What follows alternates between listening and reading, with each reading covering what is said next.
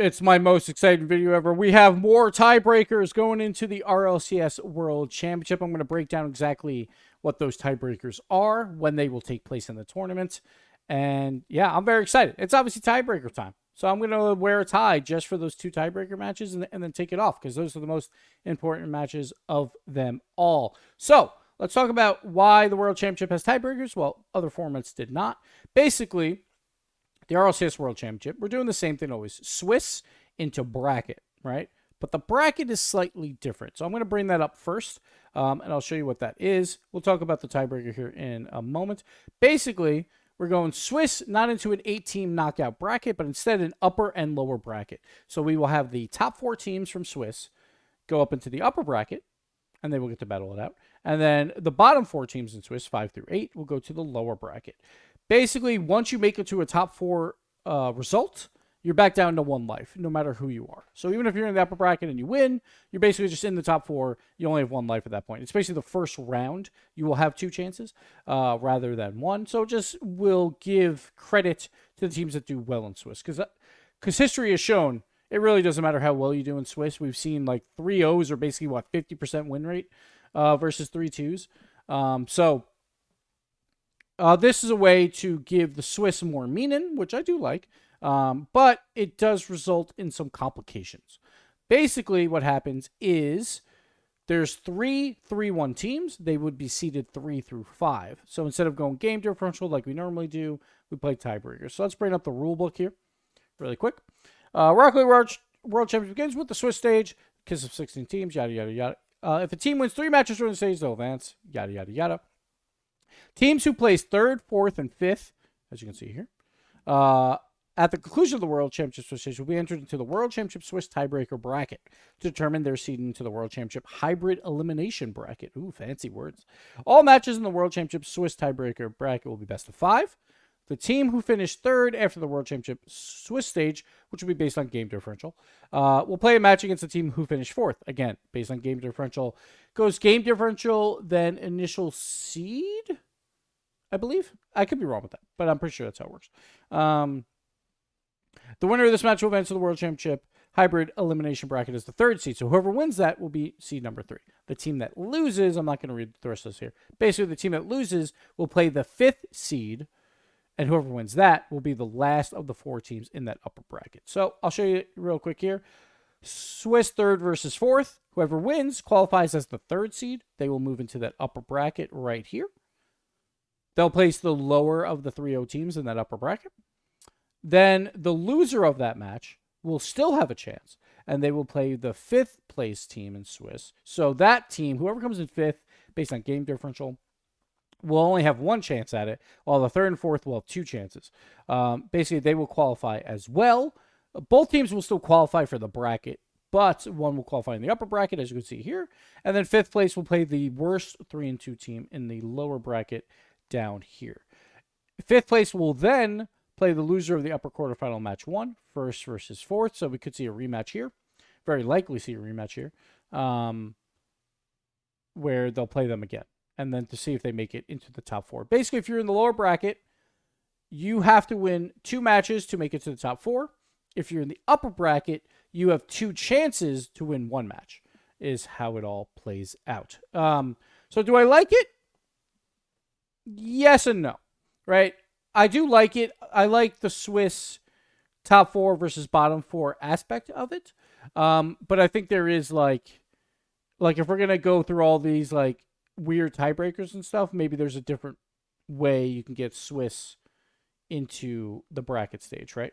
I think there's a world. So I'm a big negative on the buckhole system. I don't know if I'm pronouncing that right. In terms of who you play during each round. I personally don't like that because I don't like how teams have 0 control over who they play. I do like it, though, in terms of how you seed them leaving Swiss. Because, yes, you have no control over that, but it does, I would say, more times than not, show the strength of a team if they have a harder competitive edge. Like, basically, a lot of times, a team that goes 2-0 will have a much harder time coming in 3rd or 4th in the 3-1 stage if they just play the best team in the world and they get 3-0'd in that 2-0 round, right? then their game differential is going to tank. And even if they do make it 3-1, they're probably getting 5th place, right? So I do like that in terms of buckholes for that to determine 3rd, 4th, and 5th. I could see that. So I will concede buckholes for that. I don't like it during the bracket or during Swiss because, again, I want you to have more control over who you play. If you're doing so well, you should play a team that's not doing that well, right? And I get it doesn't always work out that way, but, what are you going to do? So, on that, I like it to break up top 4 and bottom 4. It's not very elegant, though. That's the only issue, which I don't mind things not being elegant. I personally would rather competitive fairness over anything. I don't care that much if fans get a tiny bit confused because at the end of the day, we want the best teams to win the world championship, right? You want the best teams to be in the best spot to win the world championship. This will definitely do that. You're definitely going to get your best top 4 teams, very likely, in the top 4. Excuse me. So that is a good sign. We can still have those lower bracket runs. Those 3 and 2 teams make the run. Basically, excuse me, the 3 and 2 teams will have to make basically one more match win in order to make that magical run. We've seen 3 and 2 teams do it a lot before. Basically, we even kind of just saw it in EWC, not exactly to the same extent, but it was a group stage team that lost the match. They were a lower seed, and they made the run, right? So it's kind of like that, but now those teams just have to work a little bit harder, just one extra match. While the top teams at least get a little bit of a life raft in that first match. So if they do bomb out, say Jorius was here, he would love this. He'd probably go 3-0 in Swiss. He'd probably lose his upper bracket quarterfinals, but he'd still be in the tournament, right? He would still get a chance to right those wrongs of the quarterfinal curse that he has, and he would get one extra match. So I do like it, but it's not incredibly elegant, obviously. So I think that's the only issue here. But this will lead into, obviously, whoever wins the World Championship. I don't know if they said exactly when these matches will take place. Probably not. Let's see. Yeah, it does not say when these matches are yet. So we'll wait to see how they design that. Personally, I would like the 3rd and 4th place match maybe be the last match of a certain day, whatever day. I guess that would be Thursday, maybe. And then first match of Friday be the next match. The only thing I don't want is 3rd and 4th to have to lose and then play back to back because I feel like that's always rough. That's hard to do. That's what we, in our old World Championship formats, double elimination, we never had teams play back to back on a loss because most players hate that, honestly. So we would always do that upper bracket final first, and then we'd play at the lower bracket matches.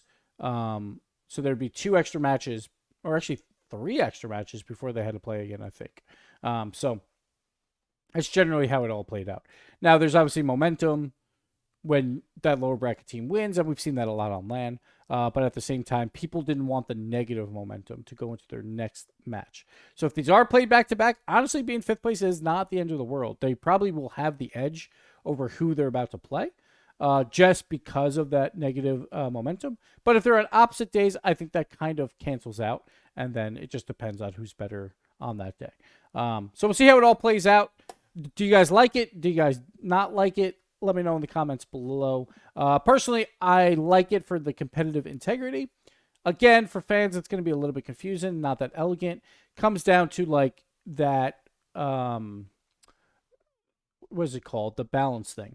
It's basically a balance of what players want versus what fans like or can understand versus entertainment value, right?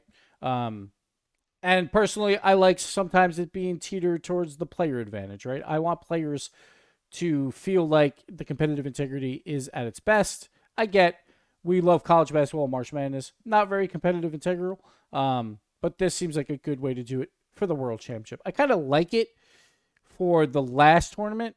I actually probably would prefer it to happen for the majors. And then World Championship, we just do the 8-team knockout for full entertainment value. Because at least the majors have impact over more things. While the World Championship, there's nothing left, right? So it's just here's our final event, full entertainment on the line.